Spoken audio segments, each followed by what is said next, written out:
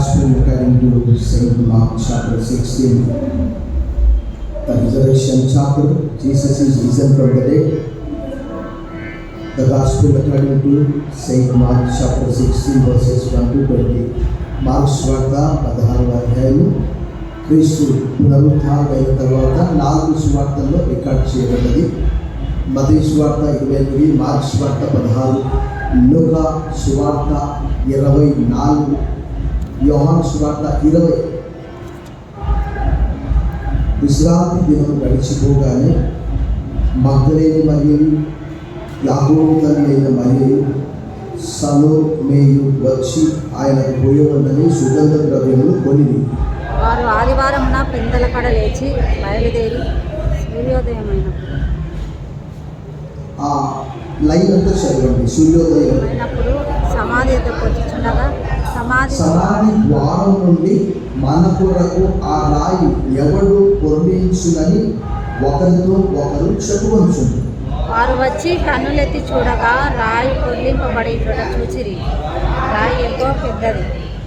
అప్పుడు వారు సమాధిలో ప్రవేశించి తెల్లని మెరుగుటంగి ధరించుకొని ఉన్న యొక్క పడుచువాడు కుడివైపున కూర్చుంట చూచి మిగుల కలవరపడి, అందుకతడు కలవరపడకుడి, సిలువ వేయబడిన నరజయుడైన యేసు ఆయన లేచి ఉన్నాడు, ఇక్కడ లేడు. ఆయన ఉంచిన స్థలము చూడుడి. మీరు వెళ్ళి ఆయన మీకంటే ముందుగా గలిలయలోనికి వెళ్ళుచున్నాడని ఆయన మీతో చెప్పినట్టు అక్కడ మీరు ఆయన చూతులని ఆయన శిష్యులతోనూ పేదలతోనూ చెప్పుడని. వారు బయటకు వచ్చి విస్మయం నుండి వణకుచు సమాధి యొద్ద నుండి పారిపోయి వారు భయపడినందున ఎవరితో ఏమీ చెప్పలేదు. ఆదివారం తెల్లవారినప్పుడు యేసు లేచి తాను 7 దయ్యములను వెళ్ళగొట్టిన మగ్దలేని మరియకు మొదట కనబడాడు.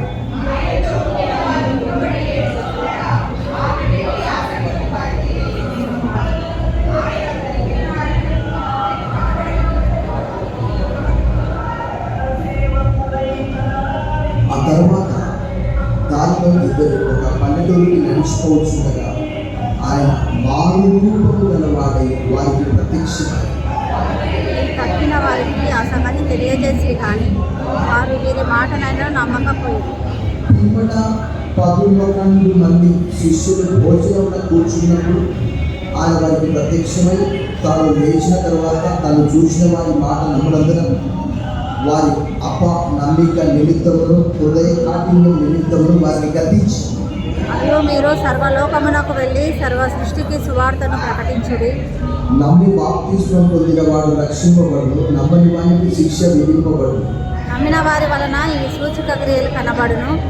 ఏవనగా నా నామమున దయ్యములను వెళ్ళగొట్టుదురు, క్రొత్త భాషలు మాట్లాడుదురు, పావులను ఎత్తిపట్టుకుందరు, మరణకరమైన ఏది త్రాగిను అది వారికి హాని చేయదు, రోగుల మీద చేతులు ఇచ్చినప్పుడు వారి స్వస్థత నమ్ముతుందని వారితో చెప్పారు.